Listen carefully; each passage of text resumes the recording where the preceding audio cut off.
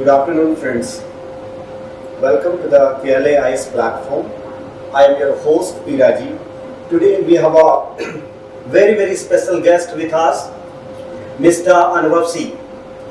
Uh, Heartiest welcome on the behalf of KLAIS to Mr. Anubhav Singh and tons of congratulations for his grand success.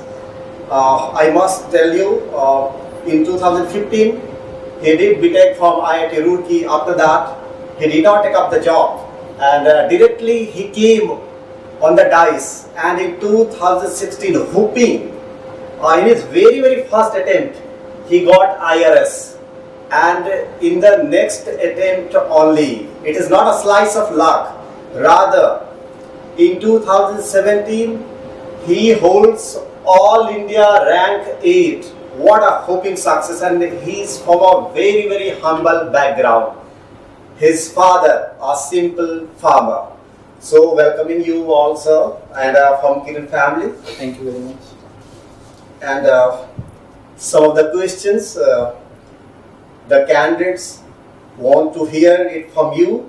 Yes. So the very first question I may put forward. Yes. Generally, there is a perception. This exam is based on the process of elimination and not selection. So, do you agree with this thinking? Because after you have got the rank and after you have qualified for this exam, what is your view? Okay, I think there is only a partial truth in the statement that this exam is based on elimination and not selection. Because for prelims, I think it can be said that the prelims round is for elimination only and not for selection. But as far as the mains and interview stages are concerned, those stages are designed such as to test the candidate's ability for administration, and they are not based on elimination and they are based on selection. Okay. Okay. So you have heard also things from a very successful candidate. What is his view practically? It's not theoretically.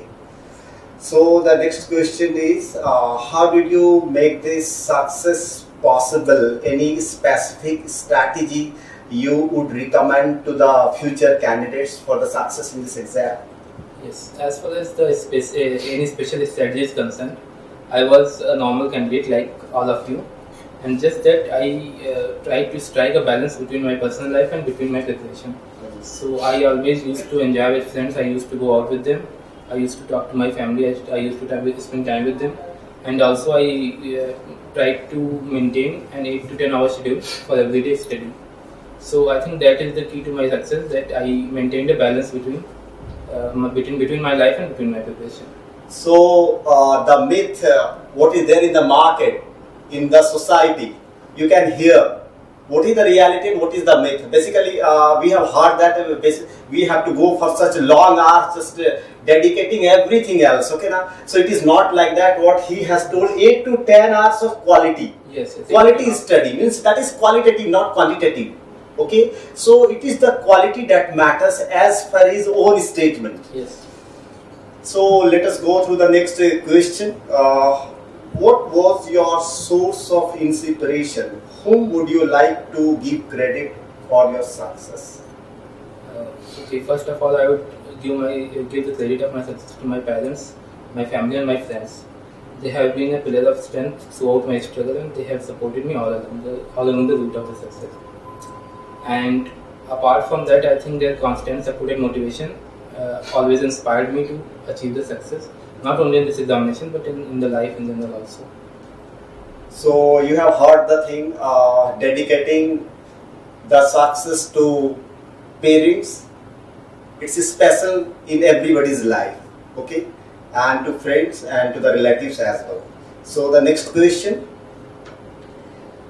Did you integrate the lengthy GS syllabus for prelims and mains preparation together, or you prepared it separately? See, like I have said it multiple times that although the stage of examinations are in order, that first prelims, then mains, then interview, but the preparation happens in opposite direction. Like first you will have to work on your personality so as you are able to perform in the interview if you get a call. and another is that then you develop your analytical ability to write the mains examination, and only in the end, before 3 to 4 months before the prelims exam, you try to collect all the facts which are important for the prelims examination.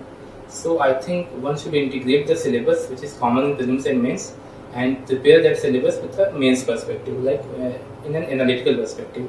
Then when 3 or 4 months are left, one can focus narrowly on the prelims. Yes. Means, do you feel it is an integration of PT, mains, and interview? Yes, indeed. It is the preparation should be an integration of prelims, mains, and interview, and one should not put these components in the watertight compartments. Okay. Means compartmentalization should not be done. Yes. Normally should not. Okay, thank you. Next question, sir, for you. How relevant are the newspaper reading for this examination, and how did you try to link it with your GS preparation? Yes. This is a very important question, and the fact is that if you have seen the question papers of last 2 to 3 years, both the prelims and mains question papers, you will see that the questions, most of the questions are of very dynamic nature. So they relate to the current national and international issues. So for that you need to read the newspaper very carefully and analyze those issues in detail. What issues are mentioned in the newspapers.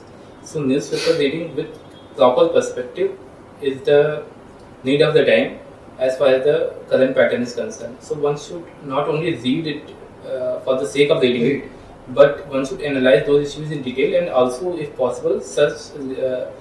One can search on internet relating to those issues, and one can find more articles and read it to get a comprehensive understanding of the topic or the issue. Generally, we have heard or seen newspaper reading takes a long time, long hours, I may say. So, Yes. how can you put all those things in one so that candidates in a very less time can grab the things? Yes, this is also a very important question. So first of all, I will say that the candidates who are beginning their preparation, they should start reading newspaper right away, because the habit of reading newspaper and the habit of reading newspaper correctly, it needs some time to develop. So one should start reading newspaper as soon as one starts his her preparation. And another point is that one should be able to differentiate the important and necessary parts from the newspaper. So, for example, the political or the cinema related or the sports related issues which are covered in newspapers, they are not very relevant for the examination. But the national and international issues, the editorials and the opposite editorials, they are very much necessary for the newspaper, and they should be studied in detail. So one should focus on the parts of newspapers which are important for the examination, and one should leave the rest. Fine. So the next question is, did you adopt any specific strategy for ethics paper, and how did you prepare for case studies in this paper? Yes. So actually, I had an old interest in philosophy and literature. So as far as the theoretical part of ethics paper is concerned, I was not very much. I did not need very much preparation for that, because I had read important philosophies beforehand. So, but the case studies part is really important because it is very schooling in nature.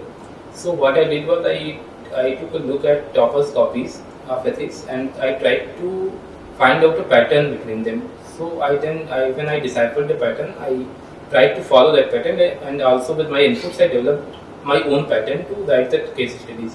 So I wrote all the case studies questions in that pattern only.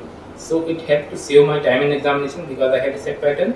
And apart from that, as that pattern was tested and time and again, so I was sure of scoring good marks in ethics paper. Actually, it is told ethics is generally basically ethics relates to moral science, or it is related to somewhat philosophy. So how far do you agree to such points? I think the purpose of ethics paper is to test candidates' ethical dimensions. And along with that, his or her aptitude relating to civil services. But I don't think that some core philosophies are needed to be studied for this paper. You can acquaint yourself with some of the philosophers, but I don't think it is very much necessary. Fine. So, how did you prepare for the ethics paper? Any study material or something like, or by yourself you collected it from the net or any source? Yes, actually. There is a book called The History of Philosophy by Will Lewden. Okay. So that book contains the summary of the arguments of most of the philosophers who are important. So if you have time, you can read that, or otherwise you can use Wikipedia for selective reading of some philosophers. Okay, fine. The next question: how did you select the relevant material for the lengthy syllabus? Actually, the answer of this question is hidden in the question itself.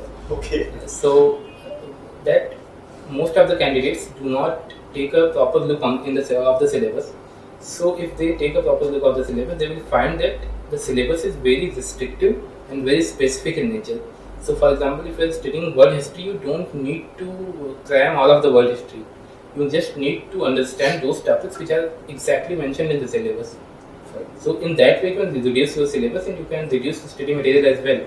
And with that, you can revise those important topics again and again so as to increase your grip on those topics. And by doing that, you will be able to write better answers in a concise and precise manner. Okay.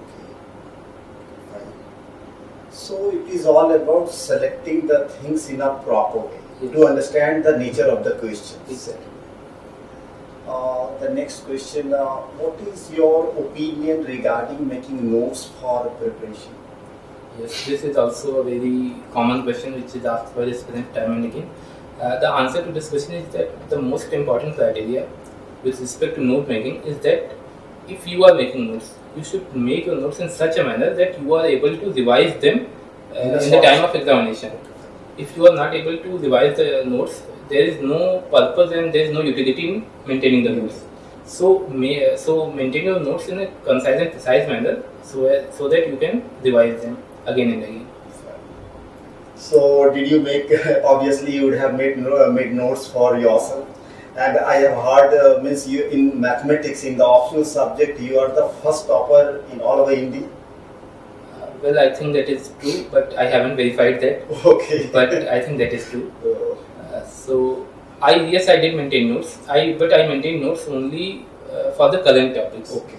So the dynamic topics only. So what I did was that I listed the important issues and events, and then I searched on internet and I selected some 3 or 4 articles related to every issue, and then I wrote a small article detailing that particular issue or event. So and that I revised before the mains exam. Yes. Next question: what was your optional subject, and what was in your mind while selecting the optional subject? Yes. So this is a very important question indeed. So my optional subject was mathematics, and I think the basic criteria behind selecting options is very straightforward. One is that you should have a deep interest in subject, and I would say not necessarily deep, but you should have a normal interest in the subject. And another is that your ability to score in that subject. For example, it is possible that you may have your interest in philosophy, but it is that does not imply that you can score well in philosophy. So one is that you should have interest, and another is that you should have the ability to score good. So I think these are the only 2 criteria which should be considered while selecting option subjects. Generally, sometimes some subjects become scoring for a certain period of time. On the other hand, somebody tells interest matters. So, what would be the judicious mixing of both the things in one, if I ask? Yes, indeed. See, what we have seen in last few years that there is pattern, especially in humanities subjects, that some subjects are considered better scoring in nature than others. For example, anthropology has been doing very good since last 2-3 years. Before this, I think public it was doing good. So there is a kind of fluctuation in the nature, in the scoring ability of the subjects. But I think science and engineering options have far more secure. They are far more secure. They are far more in kind of fixed nature. Okay. So they have a fixed nature. Yeah, they have a fixed nature more or less. It is just like the batting of Sunil Gavaskar or something like that. Yes, Means at least you will be getting it. It's a defensive part basically. Yes, exactly. It has more certainty than humanities. Okay. But I think you don't know in advance that what subjects the commission is going to favor, if at all it favors. Okay, fine. So there is no strategy to know that subject. So fine. I think the safe criteria is that one should choose the subject according to his interest and according to his ability to score only. To go long. Right? Yes. Fine. Thanks. Next question is, how did you divide time between different GS modules and optional during preparation? See, I have given 2 attempts in this exam, Okay. and as far as my first attempt was concerned, I gave my 70% of the time to the option, because the option subject, the syllabus of the option subject was really bulky, and it needed a lot of practice to master those topics. Right. So, as a result, I got very less marks in general studies, interview, and essay. Right. So I tried to rectify those issues in this attempt, and as I had prepared mathematics well in my first attempt, so I was able to dedicate more time to GS, essay, and interview. Okay. So as a result, I was able to improve my scores in all of three. Okay. So as a result, I was able to score a much better rank than last time. Right. Next question is, how many hours, in terms of hours I am asking, how many hours did you study on daily basis? And in your opinion, how much time does an average candidate require to prepare for this exam? And whether it should be qualitative or quantitative? Okay.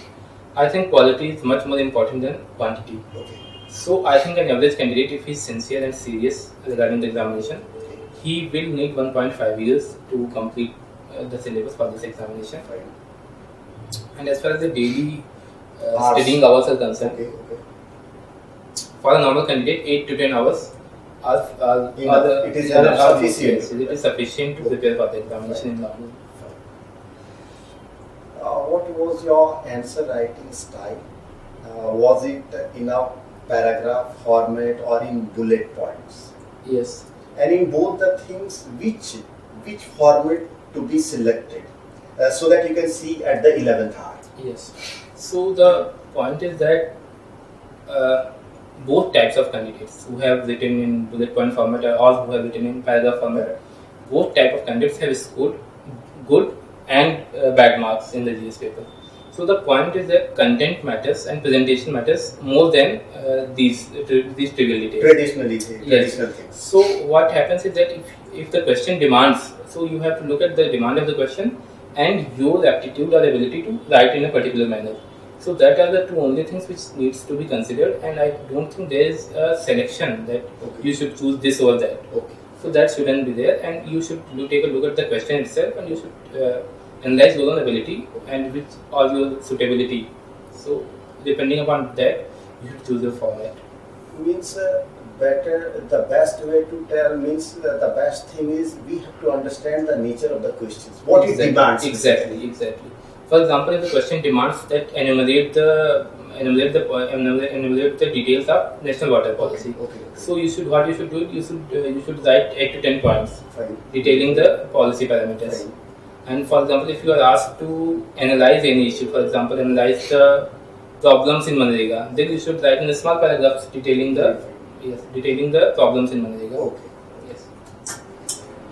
So it should be crispy and clarity of thought. Your writing should be there. Exactly. Next question: how did you manage to stick to the 200 word limit while writing the answer? Exactly. So the most important thing is to join a test series and write regular answers. So in that manner, you will be able to get an idea that how long the introduction should be and how long the body and conclusion should be. So you should have a broad idea that, for example, in 2 pages you can write 200 words. So you should have in mind that I will write 2 pages, and in that I will write 5 lines of introduction, 5 lines of conclusion, and just I will write the body part. So a broad idea should be there. And another important point here is that one should stick to the question which has been asked, and one should not beat around the bush, and one should beat the bush. Okay. Generally, while writing the answers, generally there is a common complaint. Candidates are not getting much time to think over the introduction, then body parts, then conclusion. So, could you throw some light on that? How to manage such things? Indeed, it is very true that candidates do not have much time to think over the question in detail, because in 9 minutes you will have to think and you will have to write the answer in 9 minutes only. So what happens is that if you have written some test series papers, you will have an experience and you will have the ability to write in a short notice. So you will be able to form your introduction, form your conclusion in a very short notice, and you will be able to write the question paper in the stipulated time frame. Did you undertake any test series? And do you think this test series are helpful in preparing for this exam? Yes, as far as mains exam is concerned, test series are very helpful. And I took the Forum IS test series, Okay. the mains guidance program, and I wrote 8 to 10 tests there. Okay. And their feedback was very important. Okay. Yes, So it benefited you in the long run. exactly. What is your opinion regarding practicing previous year questions? Previous year question papers are very important for analyzing the details of the question paper Okay. and analyzing the pattern of the question paper. By looking at the past test question papers, you will get an idea of the level of the question paper and demands of the question paper. And it is important both in prelims and mains examination. For example, in prelims examination, you have the Kiran's general studies short papers. Right. So if you take a look at that, you will be able to discern the details of the pattern of the examination. Of the previous years. Yes, of the previous year papers, and you will be able to also get the answers of the questions if you do not know the answers. Okay. And you will be able to know the issues in detail which has been asked, because it has a good Insights regarding the question. Insight. Yes. Right. How did you manage to maintain your tempo, that is temptation, and concentration during preparation period? And the second sub-part is how to avoid usual distraction. In the beginning only you told I was a bit comfortable. Yes. Generally what happens, people used to, the candidates generally stick to the program, 12 hours program, 15 hours program, and they don't want to entertain even a single call. In the beginning what you had told. And right now this is the question again coming back to you. Your temptation, your concentration during preparation period, and how did you avoid your usual distractions, so-called usual distractions? Okay. So the thing is that all of us have 24 hours in a day. Okay.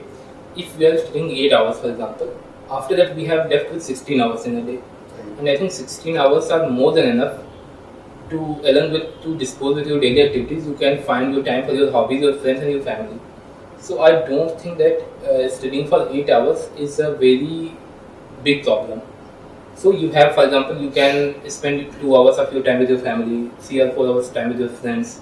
You can also watch a movie in a day. So one should clearly demarcate those boundaries. Okay. Yes, that will be very helpful. Okay. But what one should not do is that, for example, you are studying your laptop Okay. and you are reading an article, and along with that you are also watching a video sound. Okay. Okay. So that is not advisable. Oh, it is just like don't mix drink and drive. Exactly, Okay. exactly. You Right. should study 8 to 10 hours, then you have all the time in the world. Means putting honestly the things. Exactly. Okay. Fine. Did you find internet and online material useful, and which all sites would you recommend? Okay, I found the internet very useful for my preparation, and apart from the government websites, for example, the website of the ministries, Niti Aayog's website, there are many helpful commentaries, many helpful policies, many helpful articles there which one can find. Apart from that, I also found the Forum IAS and the Insights in India. They are very good in their content and presentation. Fine. How important is the preparation for final interview, and how did you prepare for it? Okay, so I prepared interview by dividing the interview preparation in many sections. For example, one is my graduation, that is civil engineering. Another is my background, like I am from Allahabad, so I have to prepare for Allahabad, its history and cultural heritage, etc. And another is that I was in service in Indian Revenue Service, so I had to prepare for that also. Okay. And what interests me and what do I look in civil services? Okay. What I am looking for. Okay. So these things one needs to prepare in detail. And if you have written some hobbies that you pursue, Okay. please go through your hobbies in detail, because the interview board expects that you at least know what you do. Okay. Yes. Any ticklish question that was asked at the interview? I won't say it a ticklish question, but there were some 2 or 3 questions which were non-conventional in nature. So one is that my hobby is interacting with persons. So the chairperson asked me that who is the most interesting personality you have met till date. So that was a different question. And another is that I had writing as a hobby. So one of the members asked me that he told me half the story and asked me to complete it. Fine. So these are two different experiences which I got in the interview. Okay, really fine. Means these were the situational questions Yes. which you carried forward. Exactly. And obviously by carrying forward you get All India 8 rank. Yes. Okay. Next question is, on the basis of your preparation for the previous civil services examination, what modification you would be making in your strategy in case you decide to appear for the examination one more time? Okay. So as far as the mains and interview preparation is concerned, Okay. I will not change much. I will not change my strategy by any significant amount. Fine. But as far as prelims is concerned, the nature of prelims is changing very fast. So what I will do that I will devote more time and my resources on the prelims. Okay. So for example, I think if I give prelims again, I take prelims again, I will give 4 months at least to prelims only. So that is the one change I will make. Very fine. Next question is, what is your opinion regarding various comprehensive magazines and books published by Kiran Publications for civil services examination? Okay, we have already discussed that the salt paper which is published by the current publication is very important for aspirants if they want to understand the pattern and the salt papers. Okay. So that is one. And another is that the other magazine published by current publication is very concise and precise in its presentation. Okay. So one can read it as a kind of current affair notes. Okay. So that will be very helpful for candidates. Okay. Next question is, what is the effect of demography, like family background and all, like if you tell, because you are itself from a humble family, your father is a simple farmer, so really it is a message. So you have become a torch bearer for the candidates, for the future candidates. So what you would like to tell, any message to the candidates about the demography? I think although I can't say any generalized statement about the effect of demography on the exam performance. Okay. But I would say that of course it will be more challenging for the candidate if he comes from rural background, because one is that the availability of material is really an issue with Hindi medium. That is one, or any other local language. Availability of material is an issue. That is a fact. Another is that the candidates have some sort of inferiority complex if they come from a rural background. That's one, and if they are taking the exam in local language. Okay. Local means regional. Regional language. Yes. So that is a problem. But I don't think that is the rational perception. One should not be. One should not think too much. One should not think too much that these things affect the exam in any way. That is not the case as far as I am concerned. One more question is there. Generally, there is a rumor among the candidates. If you write in Hindi medium, and at the same time, if you write in English medium, somewhere there is a rumor. I don't know what is the real thing behind that. Writing in English medium, really, is it something which gives you an edge on the Hindi medium? Is it like? Well, I don't think so, and I am sure that there is no sort of discrimination.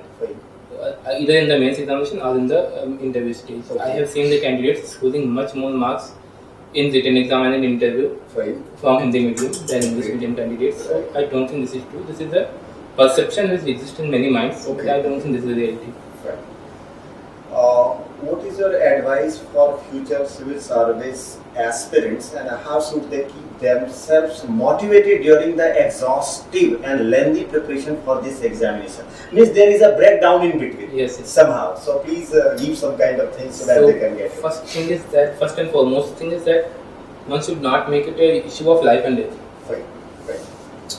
Your success or failure in one examination can't define your life. You should internalize this fact.